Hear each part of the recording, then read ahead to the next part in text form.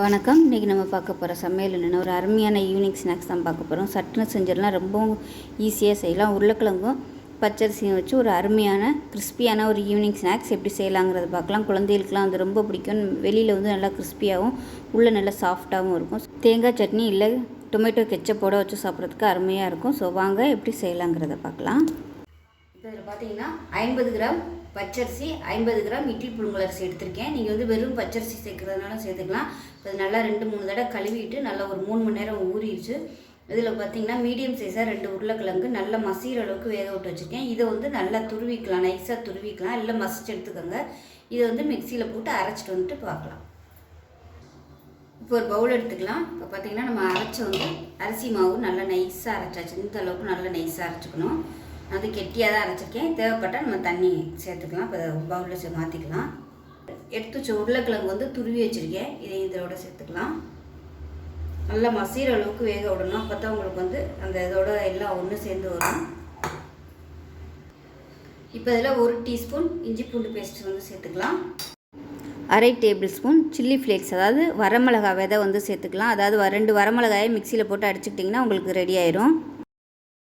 இப்போ இதில் பொடியாக நறுக்குனா கொத்தமல்லி இலை சேர்த்துக்கலாம்.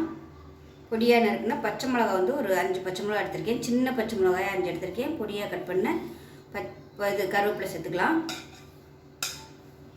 அதே மாதிரி பொடியாக கட் பண்ண வெங்காயம் சேர்த்துக்கலாம்.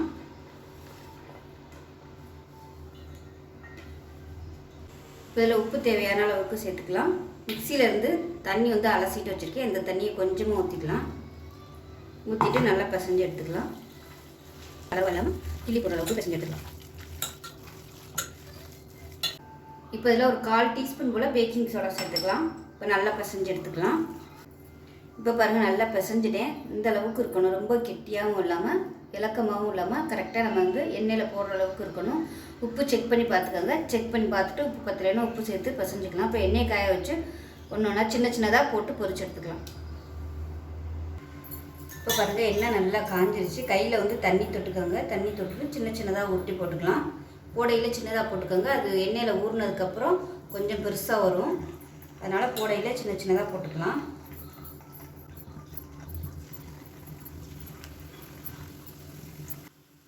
இப்போ பாருங்கள், எண்ணெயில் போட்டதுமே கொஞ்சம் அப்படியே அது ஊறி பெருசாகும். ஏன்னா உருளைக்கிழங்கு சேர்த்துருக்கிறதுனால அது வந்து உப்பி பெருசாகும். அதனால் போடையில் வந்து சின்னதாக நீங்கள் போட்டிங்கன்னா தான் நல்லாயிருக்கும். மீடியமான ஃப்ளேமில் வேகட்டும். இப்போ பாருங்கள், நல்லா சிவந்து வந்துருச்சு. எடுத்துடலாம்.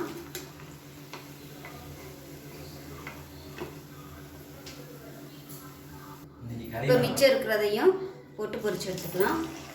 இப்போ பாருங்கள், நல்லா சூப்பராக வந்துருச்சு. எடுத்துடலாம்.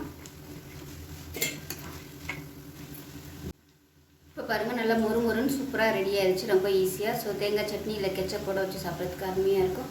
ஸோ இதே மாதிரியே செஞ்சு பாருங்கள். செஞ்சு பார்த்துட்டு எப்படி வந்துச்சுங்கிறத சொல்லுங்கள். வீடியோ பிடிச்சிச்சுன்னா லைக் பண்ணுங்கள், கமெண்ட் பண்ணுங்கள், சேனலை சப்ஸ்கிரைப் பண்ணுங்கள், பக்கத்தில் உள்ள பெல் பட்டனையும் ப்ரெஸ் பண்ணுங்கள். நன்றி.